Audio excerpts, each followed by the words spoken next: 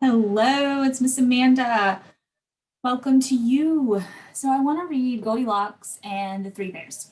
And I sent home in the kit some oatmeal that we can try together at Snack and Chat this week on Tuesday and read this book. But if you can't come to Snack and Chat, then it's on demand and you can try your oatmeal while you watch it. Goldilocks and the Three Bears is a great story because it's a great story that children can retell. So we would read this story more than once. And upon reading it a second time and possibly a third and fourth, we would ask them to tell the story. We might even provide felt story for them to do out on their own on a felt board, or we might put out some like stuffies or something in the library and have them tell the story of the Goldilocks and the Three Bears. So it's a great way for storytelling and retelling a story, and it's a precursor to reading. Even if they're not telling the story exactly like it is, they are, holding a book or flipping the pages, the way that they need to. So it's definitely a precursor to reading. So I hope you enjoy this book and I hope you are watching it and enjoying some oatmeal. So here we go. I'm going to hide my floating so you can't see that, but you can see me.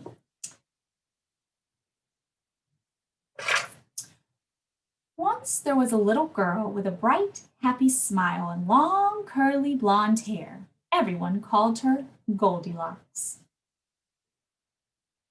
Goldilocks lived in a cottage by the edge of the woods. Always curious, she wondered what was in those woods.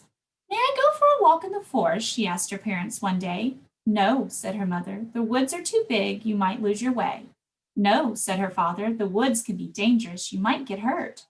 Promise us you won't go into the woods, her parents said together. I promise, said Goldilocks. One day, though, the sun was shining, the air felt fresh and cool, and the branches of the trees seemed to be waving at her. Goldilocks thought about her promise. I probably shouldn't go in the woods, she said, but she did. Uh-oh. Now, deep in the woods, there was another cottage, and in this cottage lived 3 bears. Papa Bear was a great big bear with a great big voice. He liked to fix things around the house and he loved to cook. Mama Bear was a medium-sized bear with a soft, sweet voice. She liked to work in the yard and she loved to sing. Baby Bear was a very small bear with a thin, squeaky voice. He liked to do whatever his parents were doing. One morning, Papa Bear made a pot of delicious porridge, like our oatmeal. He liked 3 bowls to the very top. First, he filled a great big bowl. Then he filled a medium-sized bowl. And finally, he filled a very small bowl with pictures of honeybees on it. This porridge looks wonderful, said Mama Bear. This porridge smells wonderful, said Baby Bear. This porridge is wonderful, said Papa Bear. Eat up. Wow, cried Baby Bear. This porridge, it's too hot on my mouth. He's definitely right, said Mama Bear, looking up at Papa Bear. Well then, said Papa Bear, why don't we go for a walk until our porridge cools down? Hooray, said Baby Bear, fanning his tongue, and they set off into the woods. Just as the 3 bears left for their walk, somebody came running out of the forest. It was Goldilocks. Why didn't I listen to my parents, she said. Now I'm lost and I don't know which way to go. Then Goldilocks saw the cottage. Always curious, she wondered who lived there.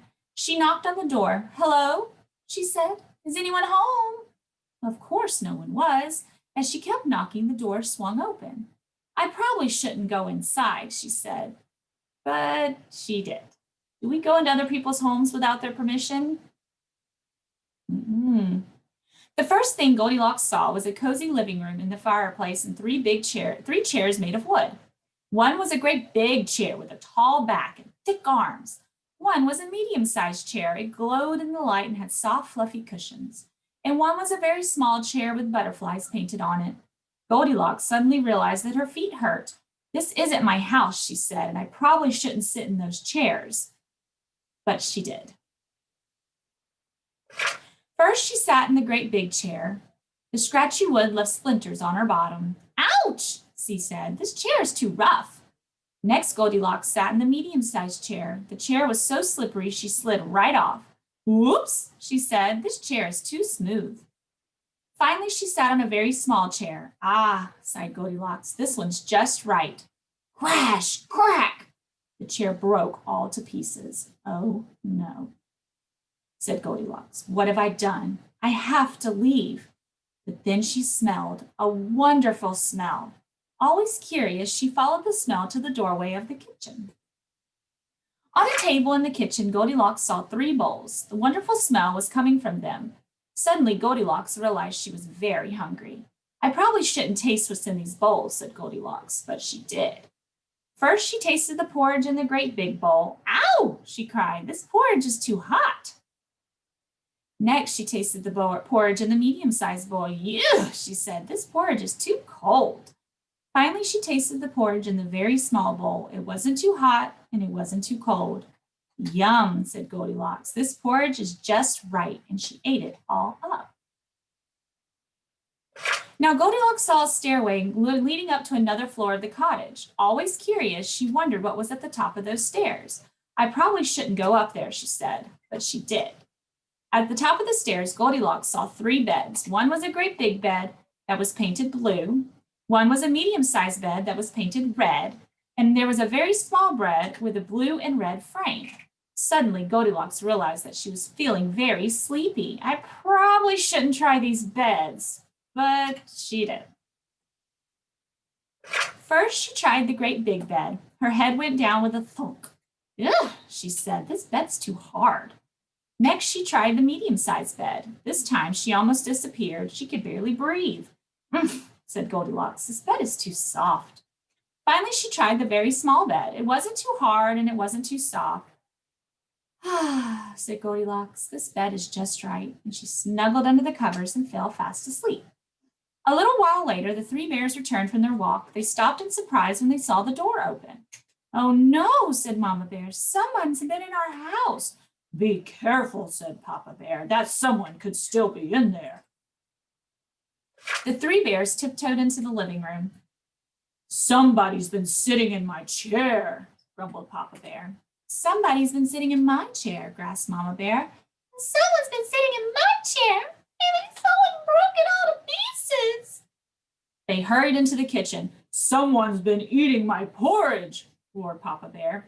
Somebody's been eating my porridge, said Mama Bear. Someone's been eating my porridge, said Baby Bear, and they ate it all up. Now, the 3 bears rushed upstairs. Someone's been sleeping in my bed, growled Papa Bear. Someone's been sleeping in my bed, whispered Mama Bear. Someone's been sleeping in my bed and they're still there. Mama and Papa Bear rushed over next to Baby Bear. They looked at Goldilocks, they looked at each other, and Papa Bear let out a great big roar. Goldilocks woke up. First, she saw the very small bear with big wide eyes. Next, she saw the medium-sized bear with a worried frown. Then she saw a great big bear with a great big teeth and great big claws, and Goldilocks shrieked and ran out.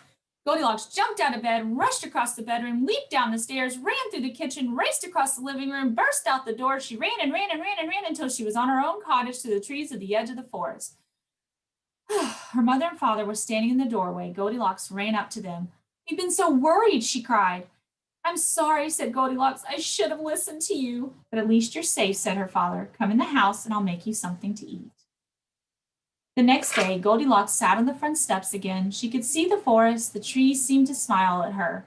I probably shouldn't ever go into the woods again, she told herself. But you never know. So that's the story of Goldilocks and the 3 bears. And it's a great book to read over and over and ask them, how many bears? Was there big, little, small? Was there 2 bigs? You can ask them about the porridge. What did it taste like? The big pot of porridge, the medium and the small, the beds, the chairs. It's just a great way for description and retelling and just understanding the story. So I hope you enjoy this and I hope you enjoy your oatmeal and see you guys soon.